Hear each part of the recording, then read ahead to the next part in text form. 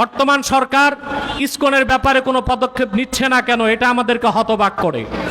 টঙ্গীতে ইমামকে গুম করা হলো, চট্টগ্রামে অ্যাডভোকেট আলিফকে হত্যা করা হলো, অসংখ্য আমাদের মুসলিম বোনদের সম্ভ্রমকে নষ্ট করলো যে ইসকন, সে ইসকন কেন নিষিদ্ধ হচ্ছে না?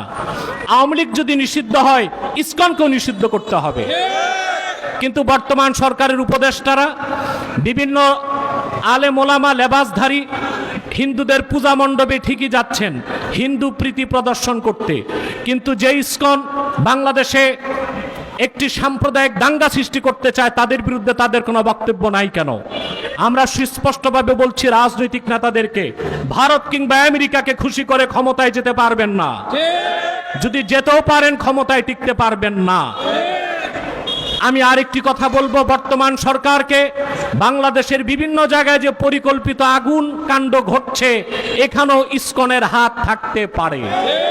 অতএব আজকের এই মানববন্ধন থেকে বর্তমান সরকারকে বলবো, ইসলামের শত্রু, মুসলমানের শত্রু, বাংলাদেশের স্বাধীনতার শত্রু, হিন্দুত্ববাদের ধ্বজাধারী ইসকনকে বাংলাদেশে নিষিদ্ধ করতেই হবে।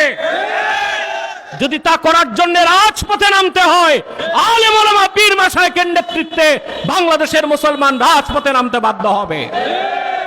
যেখানে সেনা অফিসারদেরকে আইনের আওতায় আনা যায়, যেখানে একটি রাজনৈতিক দলকে নিষিদ্ধ করা যায়, সেখানে ইসকনকে কেন নিষিদ্ধ করা যাবে না?